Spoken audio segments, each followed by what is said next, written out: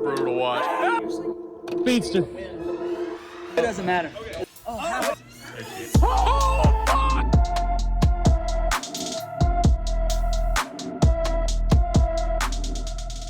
What is up, everyone? Welcome to the Week 6 Rad Avenger League preview. Not the most exciting Week 5 on the field as far as the games played. I did call last week Separation Sunday, and I think we did get proved that a little bit. I'm gonna go over some of the matchups and how it kind of changed the course of the season to some degree for a couple of different teams.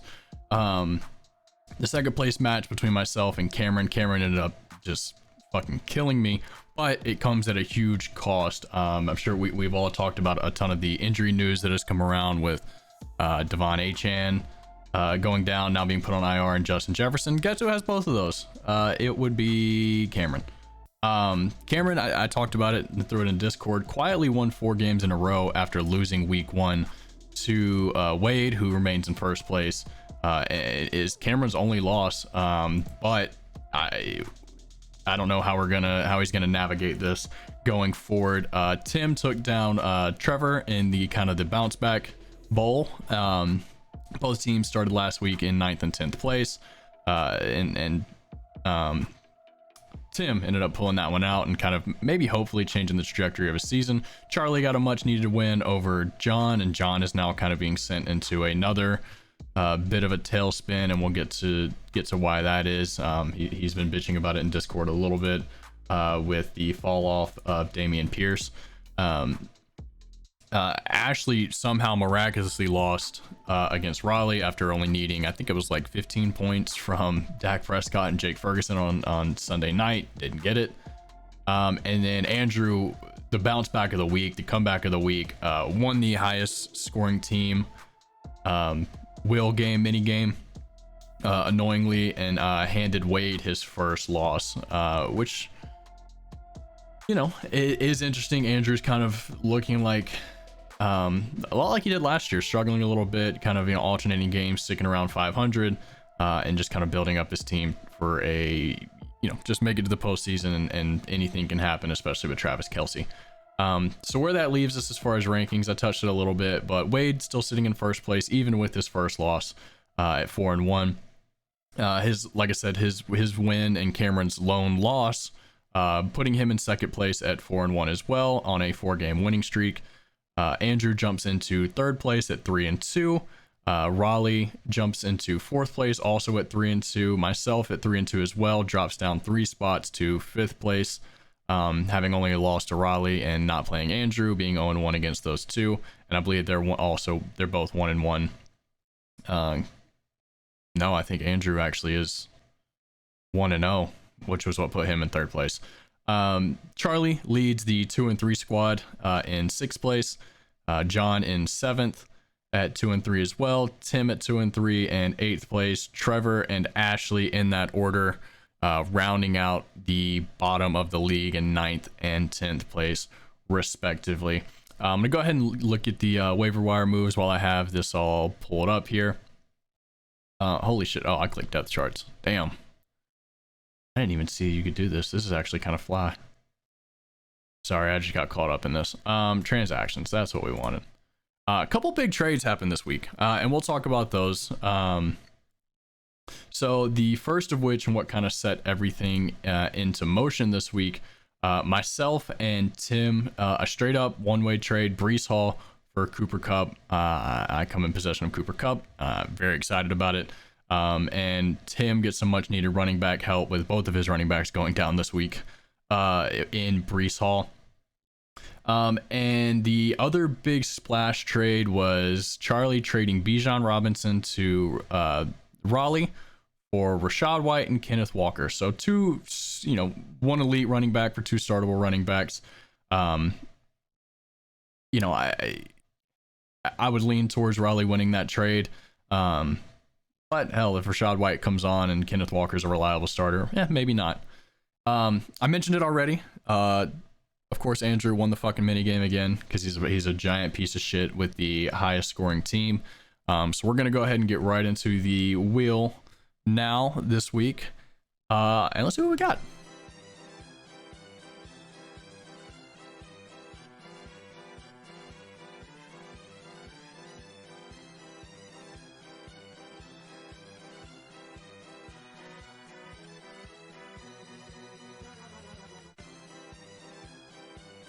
Oh, baby.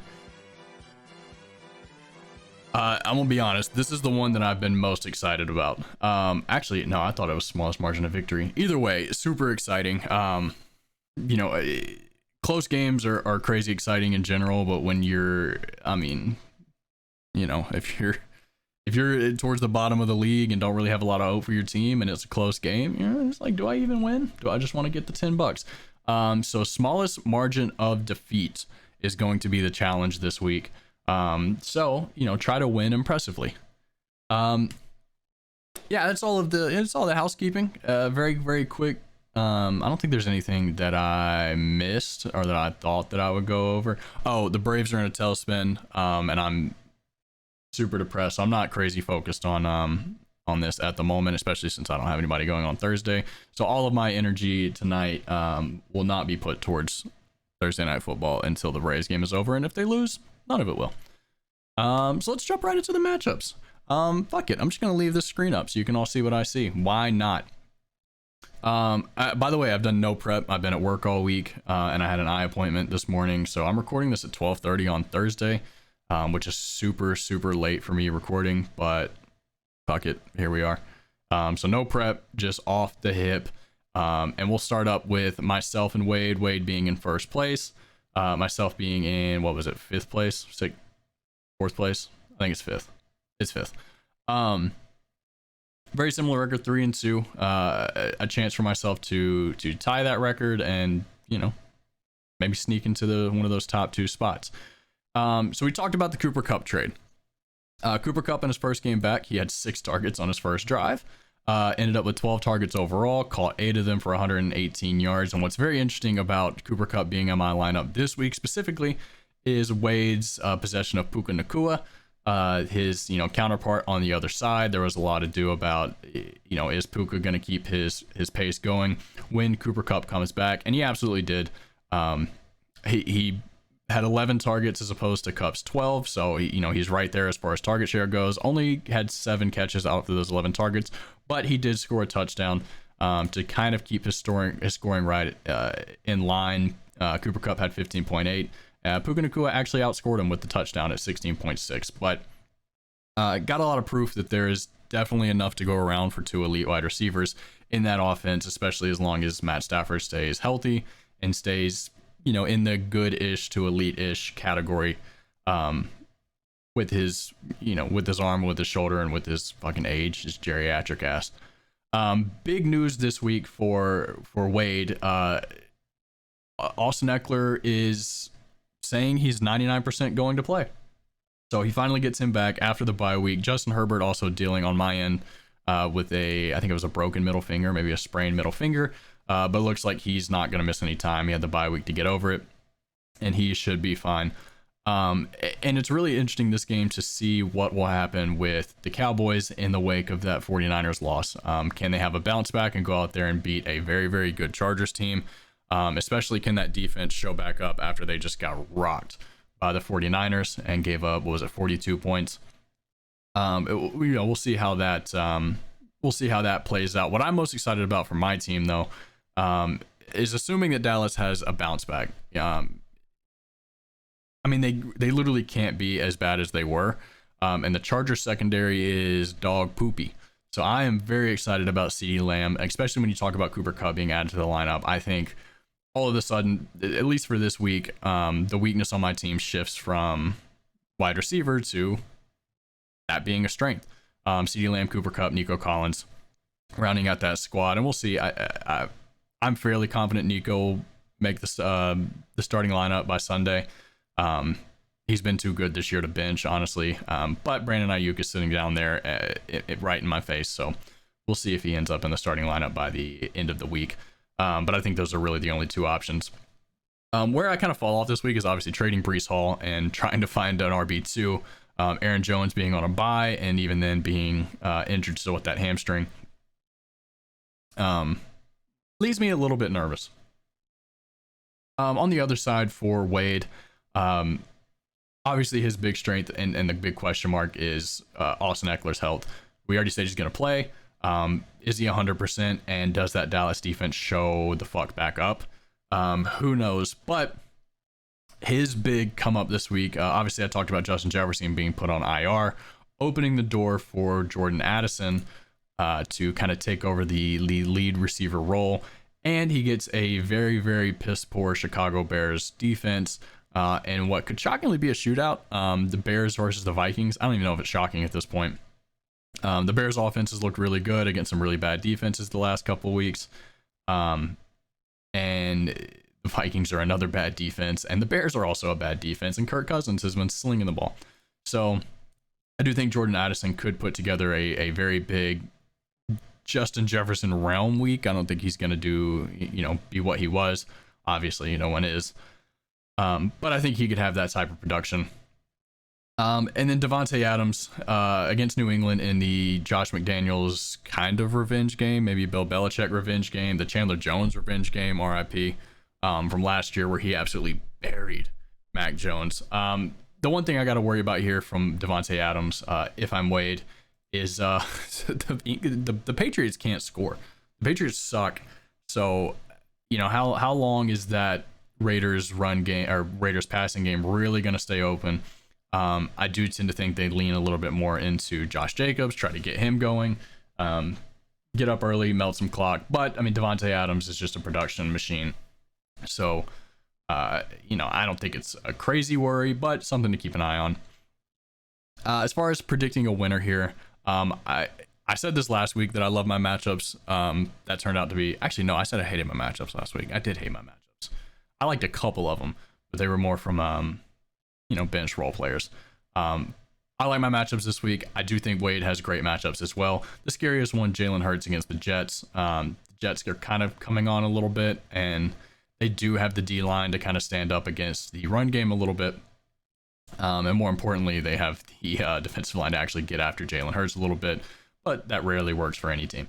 So I do tend to think I pull out the victory this week, but I do think it's going to be a close game. Maybe you want to keep an eye on for the will, smallest margin of defeat. But I do think I end up pulling out the V here. Jumping over to our second place team, and actually a very, very interesting matchup between two teams. I think they're tied for second at the moment. No, second and fourth place, but a very interesting game nonetheless that could determine some seeding towards the end of the season. I do tend to think that both of these teams will be playoff teams, much like myself and Wade. We'll be in the playoffs. We're just kind of fighting for seeding at this point, barring some just absolute disasters. Which, has never happened in fantasy football ever. Like I said, Cameron took a huge, huge hit this week with Justin Jefferson and Devon Achane going on to IR. Achane, I think, will come back and have a pretty productive season. The Dolphins are going to be competitors through the whole year and probably will be fighting Buffalo for winning the division at the end of the year. So I do tend to think Achane comes back at some point. And picks up production where he left off. Justin Jefferson, I think, is done for the season. At least as far as a productive fantasy player goes, barring a insane league-breaking trade, and him coming back to a competitor at the end of the year. In 4 weeks, I think there's actually, I saw on Reddit, they actually have a bye within that IR window, so he's actually going to miss 5 weeks, 4 games, 5 weeks. And I don't think the Vikings are going to be anywhere near competitive or in the conversation for a playoff spot by the time he comes back. So I tend to not think they rush him if they even play him at all. Having said that, Cameron does get the benefit of Patrick Mahomes playing the Broncos tonight, actually. Just another great Thursday night matchup for us. Mahomes should absolutely light up that Broncos defense. I don't care who's catching the ball. The Broncos defense is dog shit. Patrick Surtain is still very, very good, but he can only guard one player, and he's probably going to guard a receiver and not Travis Kelce. And Travis Kelce's the only one you really have to worry about. Patrick Mahomes should absolutely light this defense the fuck up, and Isaiah Pacheco should have a monster day against the Broncos defense. It's bad. Just start everybody against the Broncos. Hell, pick up. I legitimately, talking about side tangent here, talking about my RB2 and needing a fill-in for Breece Hall after the trade. I legitimately, in my brain, this thought happened and it lasted for longer than like 10 minutes. thought about picking up and starting Clyde Edwards-Helaire. So if anybody needs an emergency running back out there, and with the Chiefs playing the Broncos, CEH may not be a bad call.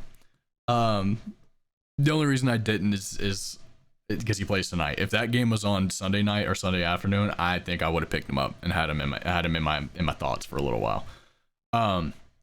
Anyway, side tangent on that over. Over on Riley's side, not a ton of just incredible matchups this week, but Bijan Robinson showing up and getting the Commanders, who in my brain has a decent rush defense. Let's see if it's true. It is. Decent was actually the exact right word. They're 13th against opposing running backs this year, but Bijan Robinson is kind of a different animal. Last week, the one-handed catch was insane. Had another touchdown. Only his second of the year, actually, shockingly. But Bijan Robinson, he's everything we thought he was. He's not going to have 1,400 yards rushing. Sorry, Charlie. But he's just a monster. And you get Stephon Diggs in a bounce-back revenge game on Sunday night. Not revenge against the Giants, revenge against the world for that shitty effort they put in London. And also for Raleigh, kind of just another big kick in the dick here against Cameron having Devon Achane go down. Yeah, of course Raleigh has Raheem Mostert. So once again, what we all thought was going to be a massive weakness in Raleigh's team at the running back position, David Montgomery has taken over. Now he adds Bijan Robinson, and Raheem Mostert is going to be the workhorse back, at least until Jeff Wilson gets back in the game. Which actually, I don't even know. I check his shit every day, and they don't update it. So he's a limited participant in practice Wednesday. Look at that. Look at your boy, Jeff Wilson. Still qualifies for the IR spot, so they haven't fully activated. But Raheem Mostert is a very serviceable RB1. Borderline RB1 until Jeff Wilson comes back, and even after that, I think he's still going to have good production. Chuba Hubbard against the Dolphins is very interesting for Cameron. I didn't see that he did that. That's damn, I didn't go over waivers. That's what I missed. Whatever. Who cares? You know who you picked up. Chuba Hubbard is very interesting. That's all I have to say about that. He's interesting. As far as predicting a winner here, I do think those losses are going to be crushing for Cameron for the next couple of weeks. Having Achane and Pacheco against the Broncos, and then Achane against the Panthers, yeah, that would have been huge.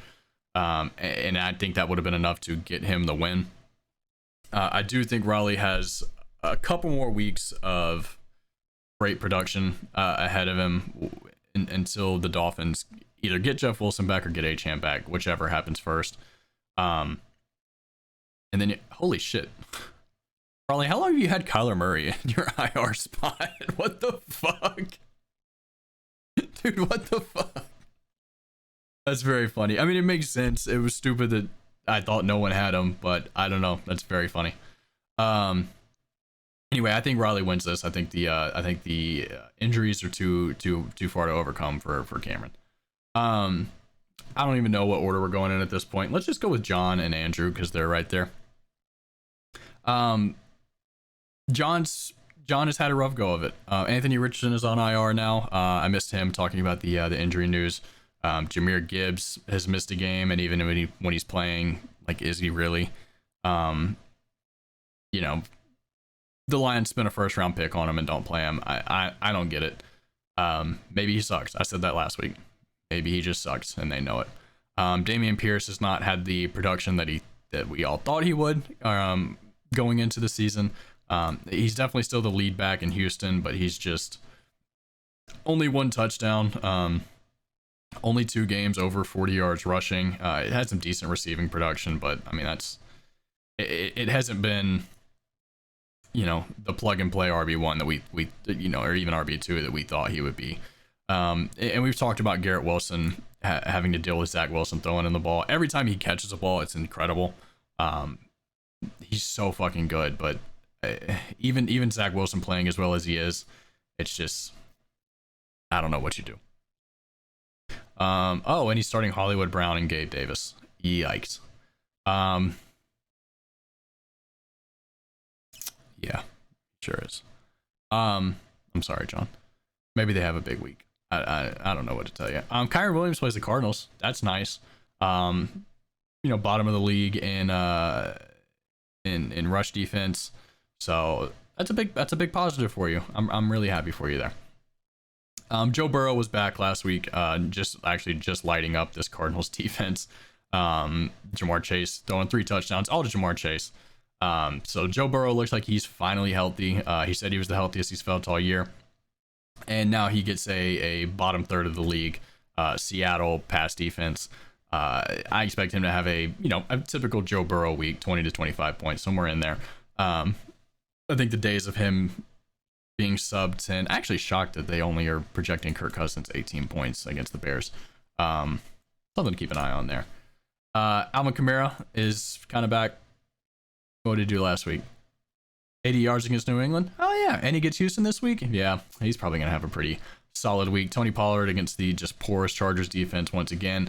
I do think the Cowboys have a bounce back week, at least offensively. I don't know about defensively, but offensively, I think Tony Pollard, CeeDee Lamb, maybe even Brandon Cooks start to eat a little bit and have a big week. And what I think is going to be a very fun shootout game on Monday night. And I talked about the Chiefs playing the Broncos and that just piss poor shit ass defense. What is Travis Kelce? What's his projections looking like? Is he gonna play? Get these fucking next gen stats out of my face.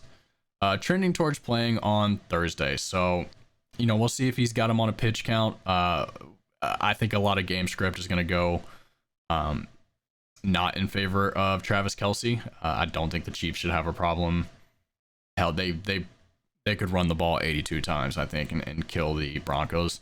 So I don't think they'll push Travis Kelce with it being a short week and against a, let's just say, not good opponent. But it's Travis Kelce, so he'll probably, even if he only has 3 catches, fucking 2 of them will be touchdowns. And then Calvin Ridley against the Colts. He had a monster week last week. 122 yards, didn't get in the end zone. But Calvin Ridley, Trevor Lawrence, it took London last year for them to really kick into gear. And I think we could see a very similar thing with him this year. And Calvin Ridley is just going to be a stud going forward. They get the Colts, they get a decent defense, and the Saints, the Steelers, who have been torched a couple times, a bye week, and then the 49ers. After that, it's some not. He's got some good matchups in there. Games that they should win and games that he should go off. But this week against the Colts, I'm expecting a pretty big week. Predicting a winner, Andrew, unfortunately, I don't think it's going to be all that close. But we've seen crazier things. Hollywood Brown has done some decent things. We're still kind of waiting for the true Gabe Davis game. We've had a couple, touchdown games, couple high yardage games, but we haven't had the true blue, 35.3 touchdown Gabe Davis game. And if it's, it usually comes against weaker opponents or in the playoffs. And this week is a pretty weak opponent in the Giants. So maybe we see a little bit of that to give John a fighting chance. But barring some craziness there and Kirk Cousins going off for 30, I just think Andrew has this pretty locked up, unfortunately for the rest of us. I'm going to save the Stevenson battle for last, and let's go over to the kissing on the mouth boys. Sorry about the pause. My girlfriend has 2 of her friends over there was a concert last night, SZA, that they went to, and they came back into our apartment as I was recording and had the door open. So I paused and went and talked to them and made them leave. That's not true. They're going to see the Arch. Beautiful sight. Boring tour. Anyway, back to the gay boys. Charlie versus Tim. Charlie with a monster week last week, putting up 122, having a huge resurgence in his team from Justin Fields, going 27 and 32, 8 touchdowns, 1 interception in his last 2 games. Did lose a fumble a couple games ago against the Broncos in that embarrassing loss. But playing very well against these bad defenses that he's been up against. And luckily enough, holy shit, his schedule is insane.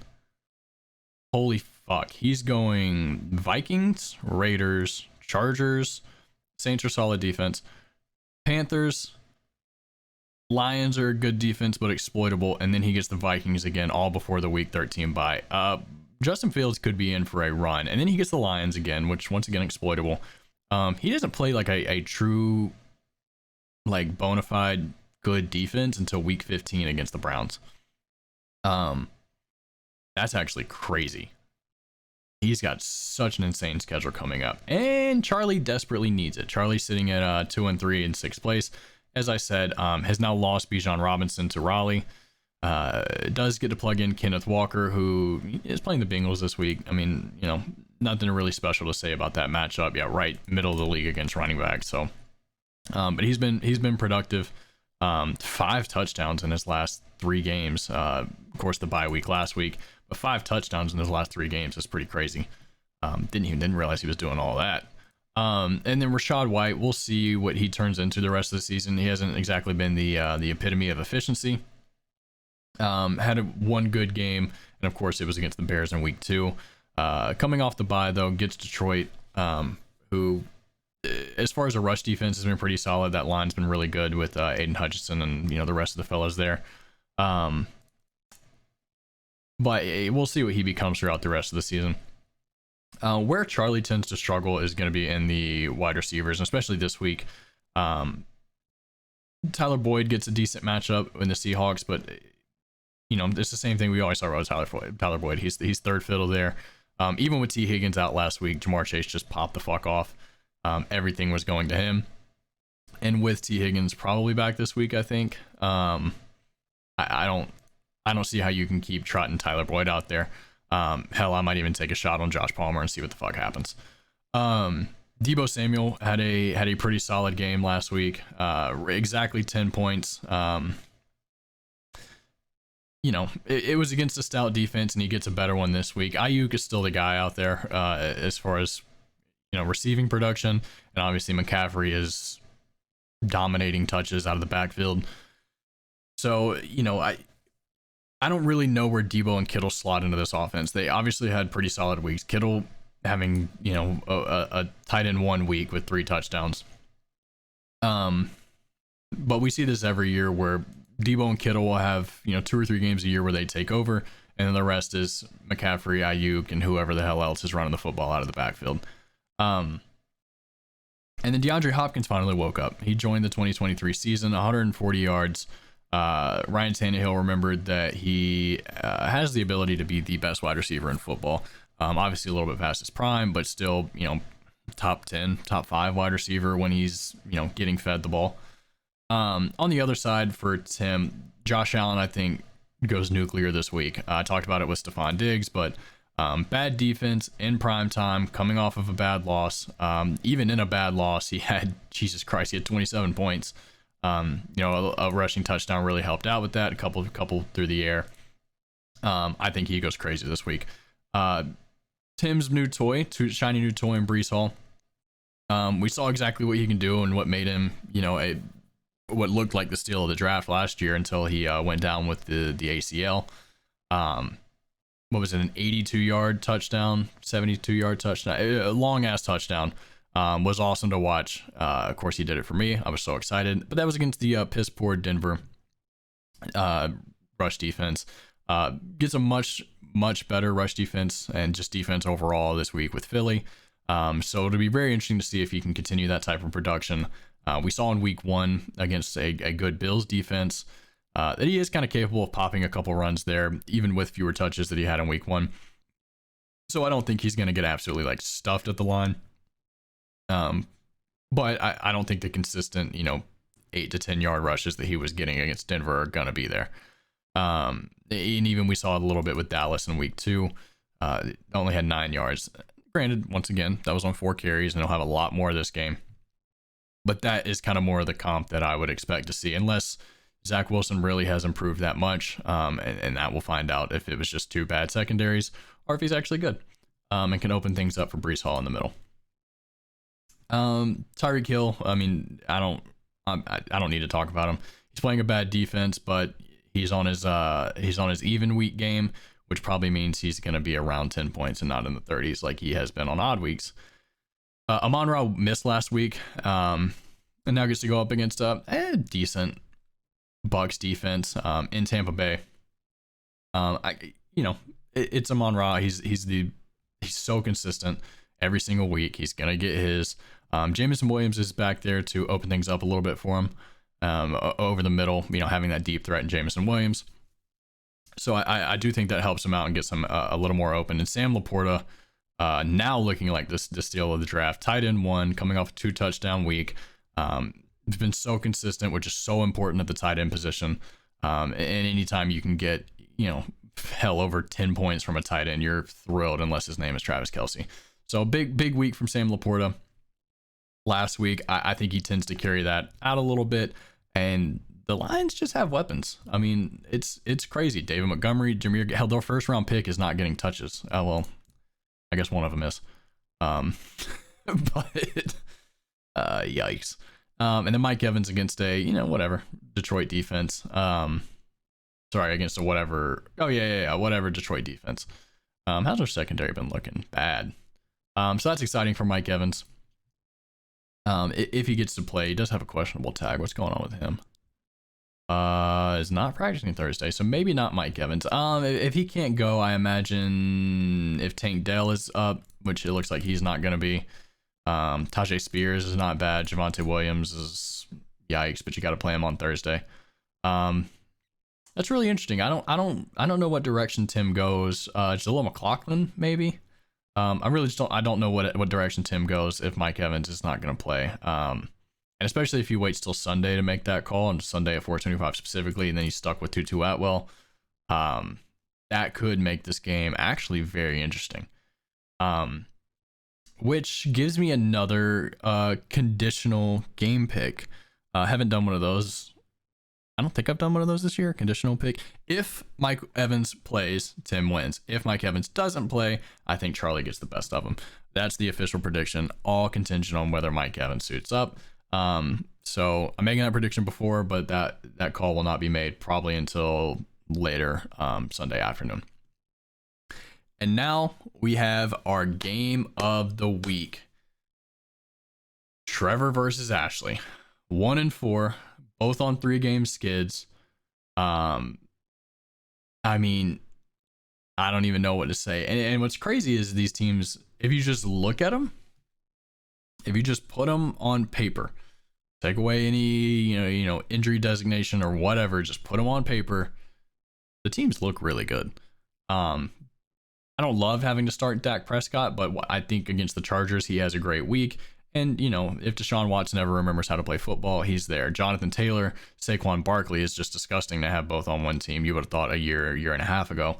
I do think Jonathan Taylor bounces back finally this week. I don't know if they've talked about his workload, plan to ramp up workload. Great. Yeah, I think he's back. DeAndre Swift has been a monster. On Trevor's side, you got Trevor Lawrence, who I thought coming into the season was going to be a top 5 quarterback and still might be. Very, very early in the season to say that he's not going to be. What is he right now? QB 16. I tend to think that comes up. He gets the Colts. The Saints, decent defense. Steelers by San Francisco. I talked about this with Calvin Ridley, but I think he tends to get back into that top 10 range over the next couple weeks, especially with some buys coming up. Josh Jacobs has been a bit of a disappointment this season. Finally had a good game against Green Bay after the game against the Chargers, but everybody has a good game against the Chargers. The Green Bay one is more impressive to me because that is a solid defense. 69 yards, nice touchdown, 20 yards to the air. He gets New England this week, and then he gets Chicago, Detroit back to back. Which I gotta get out of my brain that Detroit can get run on. They're a good defensive line. But Chicago next week is really exciting. Keenan Allen back after the bye week. And I've talked about that. I think that Chargers-Cowboys game is going to be an absolute shootout. And now you've got no Mike Williams. Austin Eckler is back, stealing a little bit of the targets there. But I don't think it's going to affect Keenan Allen's game that much. Jamar Chase. Dude, Jamar Chase was so crazy. He's always fucking open. He's 7'11", 192, 3 touchdowns. The Bengals are back. And it's crazy because we kept calling the Bengals dead. And I just want to look.